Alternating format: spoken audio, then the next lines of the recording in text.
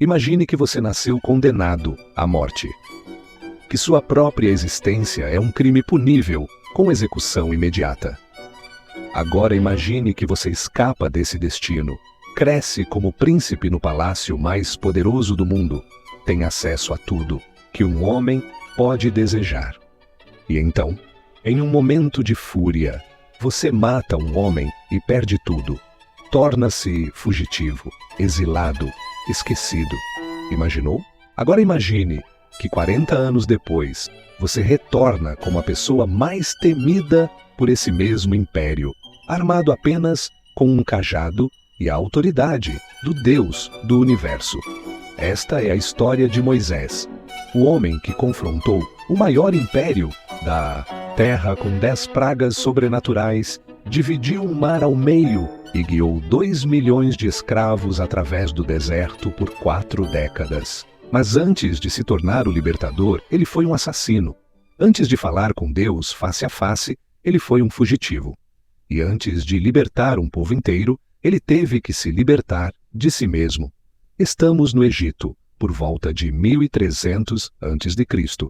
O império está no auge de seu poder, dominando praticamente todo o mundo conhecido. Suas pirâmides desafiam os céus, suas riquezas são inimagináveis, seus exércitos são invencíveis.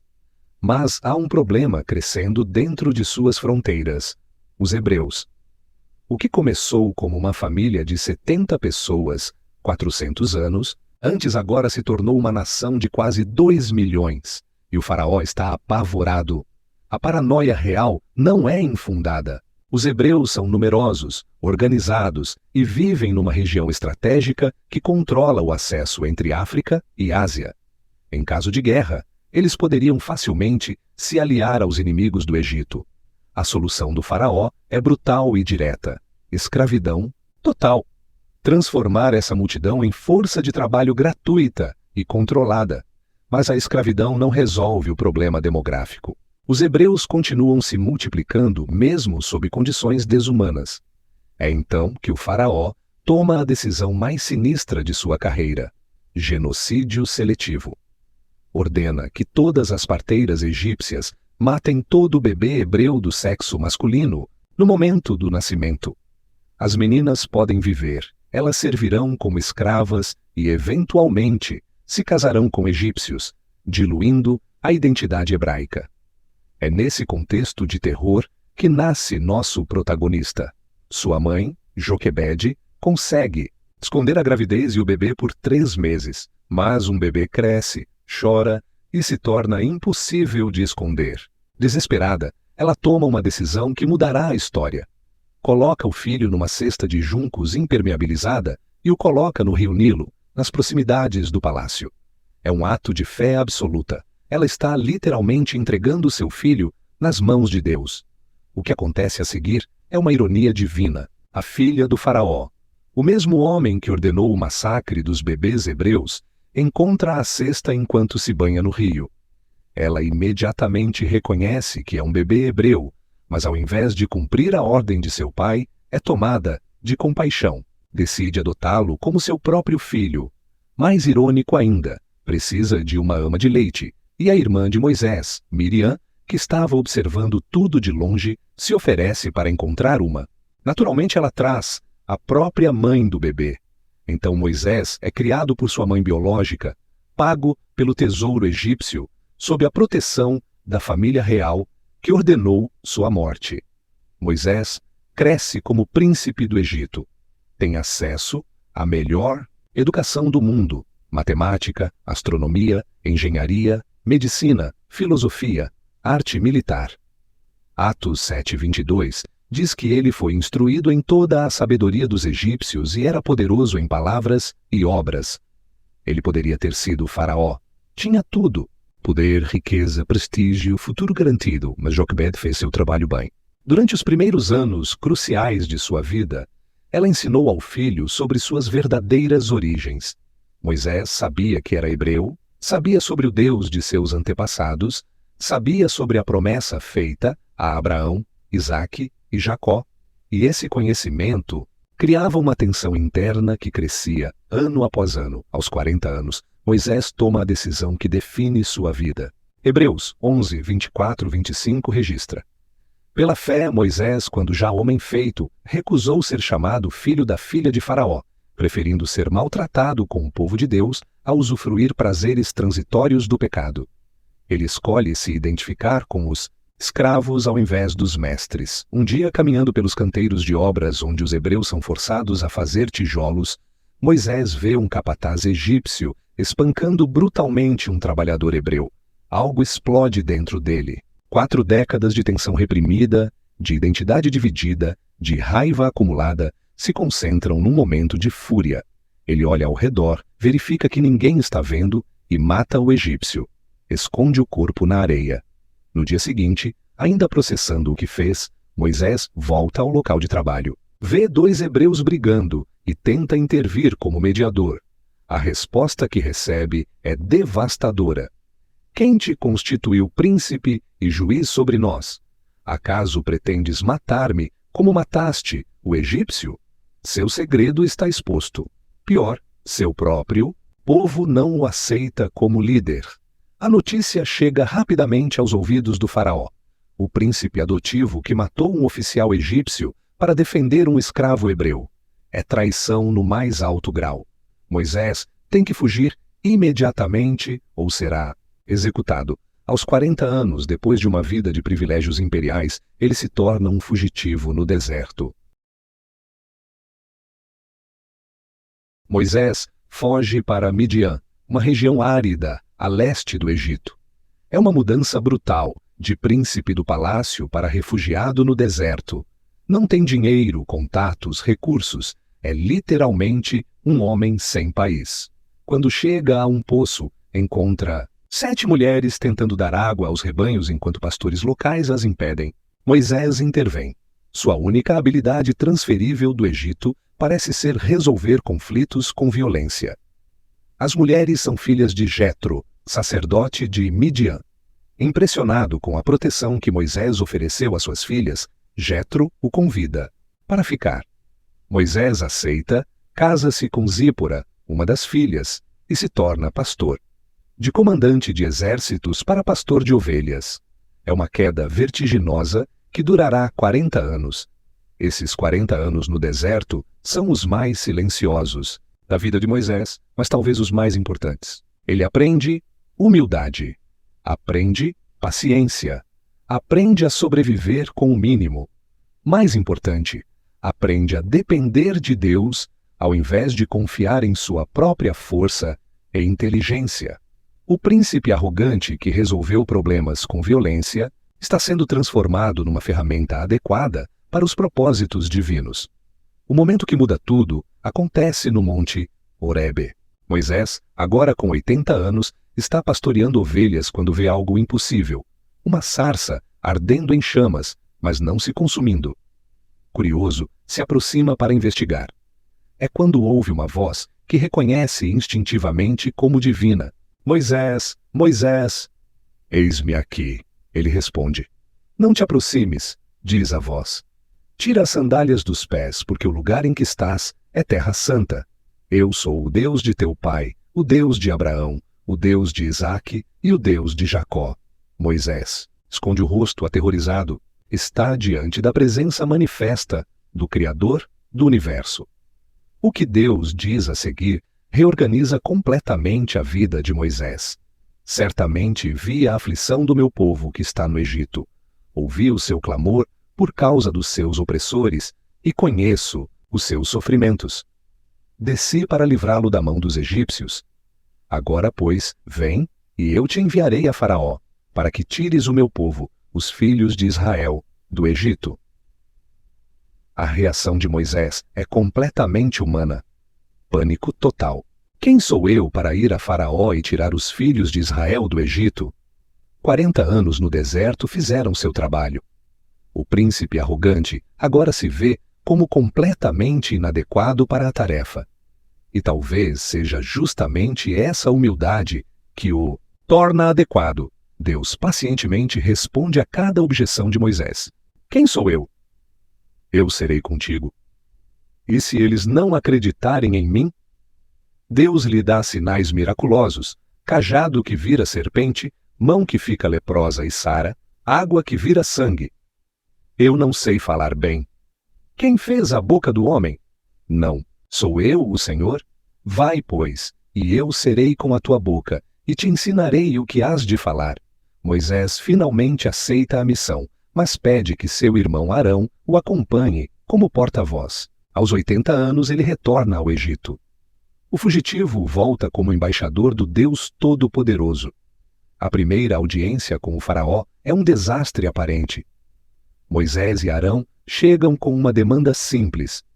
Assim diz o Senhor, Deus de Israel: deixa ir o meu povo. A resposta do faraó é previsível. Quem é o Senhor para que eu ouça a sua voz e deixe ir Israel? Não conheço o Senhor, nem tampouco deixarei ir Israel. Pior, o faraó intensifica a opressão. Se os hebreus têm tempo para ouvir profetas, é porque não estão trabalhando duro o suficiente. Ordena que parem de fornecer palha para fazer tijolos, mas mantém a mesma cota de produção. Agora os escravos têm que encontrar sua própria palha e ainda produzir a mesma quantidade. É impossível. O resultado é que o próprio povo hebreu se volta contra Moisés. Olhe o que você fez. Fez com que fôssemos odiados pelo faraó e por seus oficiais. Você nos colocou uma espada nas mãos deles para nos matar. Moisés está sendo rejeitado tanto pelo opressor quanto pelos oprimidos. É o ponto mais baixo de sua missão. É então que Deus intervém de forma sobrenatural. As 10 pragas que se seguem não são apenas demonstrações de poder, são ataques cirúrgicos contra toda a cosmologia egípcia. Cada praga humilha uma divindade específica do panteão egípcio, provando que o Deus de Israel é superior a todos eles. A primeira praga transforma toda a água do Egito em sangue. O Nilo, venerado como um deus, se torna intragável. Peixes morrem, o cheiro é insuportável, a economia fluvial colapsa. Mas o coração do faraó permanece endurecido. As rãs vêm em seguida. Milhões delas, invadindo casas, quartos, camas, fornos. A deusa Heket, com cabeça de rã, é humilhada por suas próprias criaturas. O faraó implora para Moisés parar, promete liberdade, mas volta atrás assim que a praga termina. Piolhos, moscas, peste no gado, úlceras, granizo, gafanhotos. Cada praga é mais devastadora que a anterior. O Egito, a superpotência mundial, está sendo sistematicamente destruído por um ex-fugitivo com um cajado. Os próprios conselheiros do faraó imploram: até quando este homem será uma armadilha para nós? Deixe o povo ir.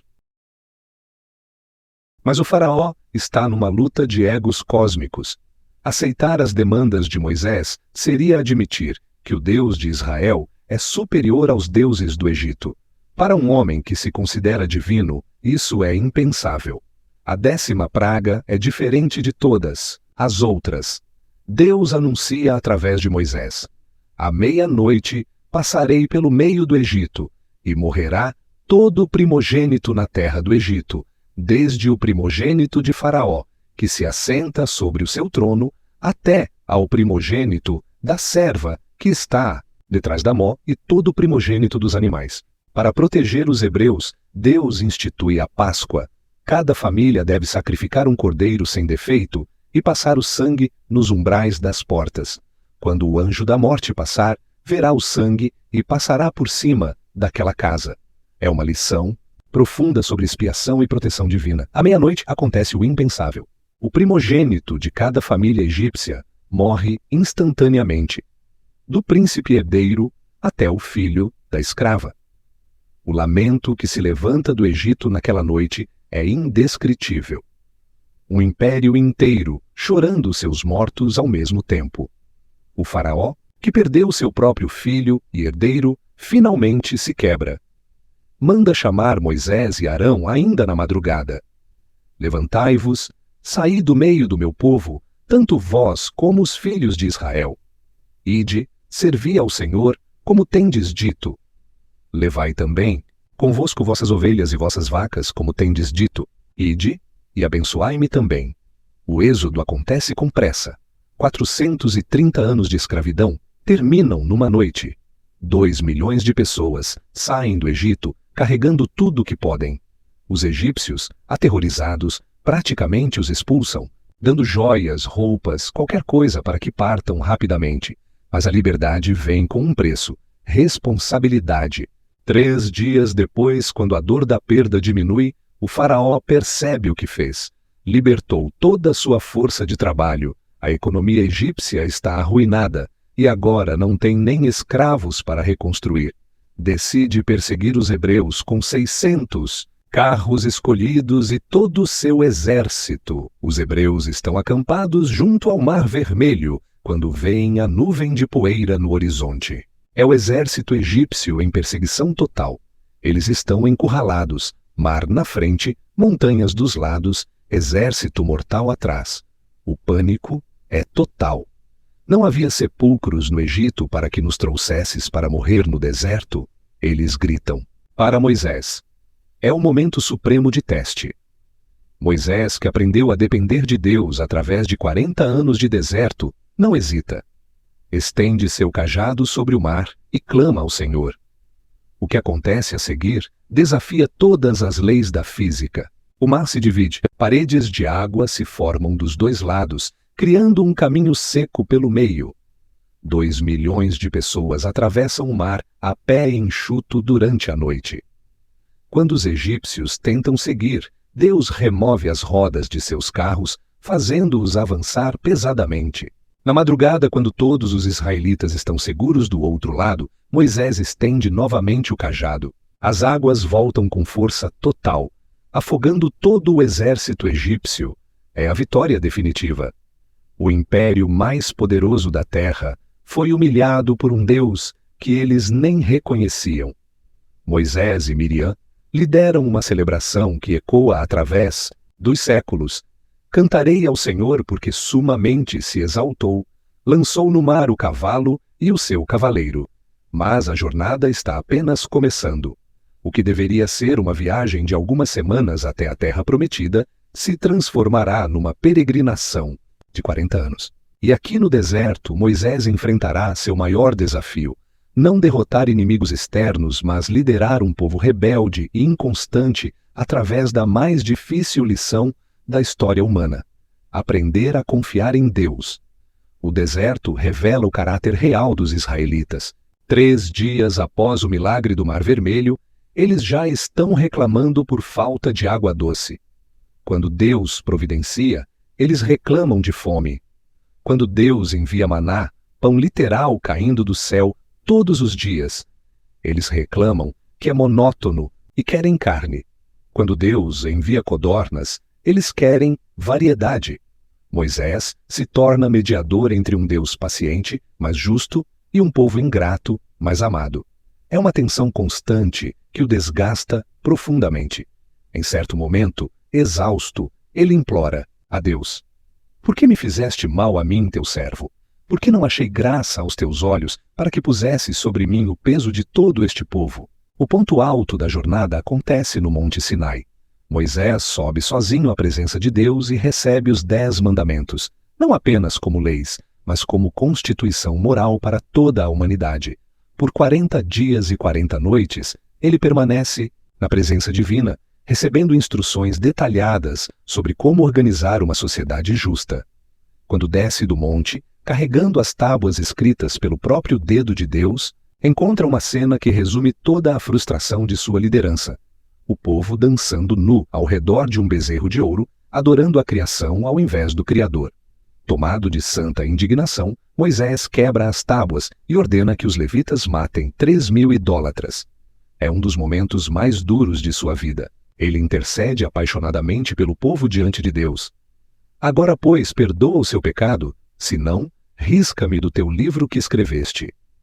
Prefere ser condenado com eles do que salvo sem eles. É liderança no mais alto nível, amor sacrificial. Pelos liderados, Deus perdoa, mas estabelece consequências. A geração que saiu do Egito, com exceção de Josué e Calebe, morrerá no deserto.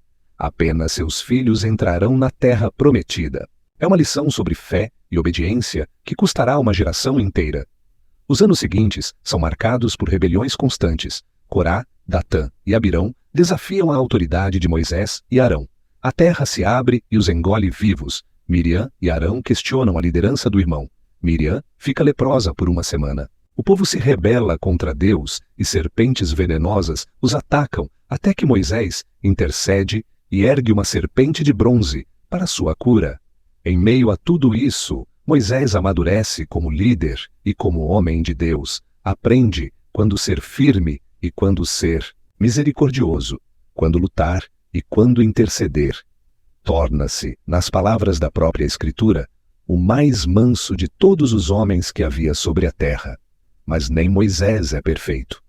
No final da jornada, quando o povo reclama novamente por água, Deus ordena que Moisés fale a rocha. Em vez disso, frustrado por 40 anos de reclamações, ele bate na rocha com o cajado, dizendo: "Ouvi, rebeldes, porventura tiraremos água desta rocha?" É um momento de orgulho que custa caro. Deus declara que Moisés não entrará na terra prometida. É uma punição que parece desproporcional, mas ensina uma lição profunda sobre responsabilidade de liderança. Aqueles que representam Deus diante do povo são mantidos em padrão mais alto.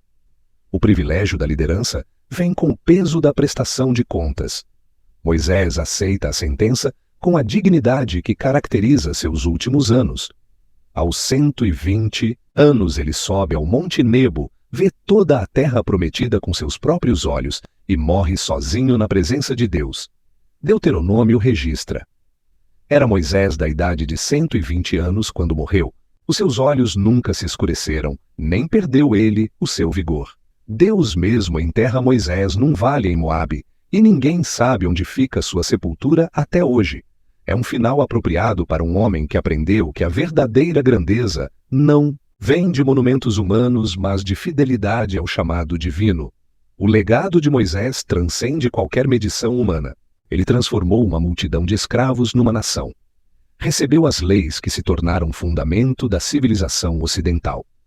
Estabeleceu princípios de justiça, misericórdia e adoração que influenciam bilhões de pessoas 3 milênios depois. Mas talvez seu maior legado seja ter demonstrado que Deus pode usar qualquer pessoa, mesmo um assassino fugitivo de 80 anos, para realizar seus propósitos.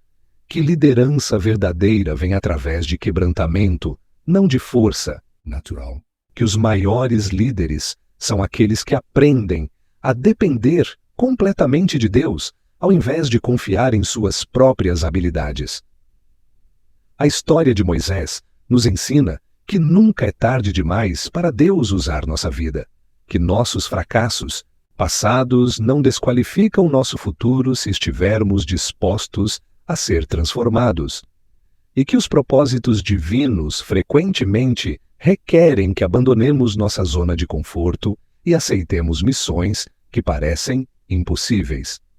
O pastor de ovelhas, que confrontou o faraó, nos lembra que a verdadeira autoridade não vem de posição ou poder, mas de relacionamento íntimo com o Criador, e que no final seremos lembrados não pelo que conquistamos para nós mesmos, mas pelo que fizemos em obediência ao chamado que recebemos.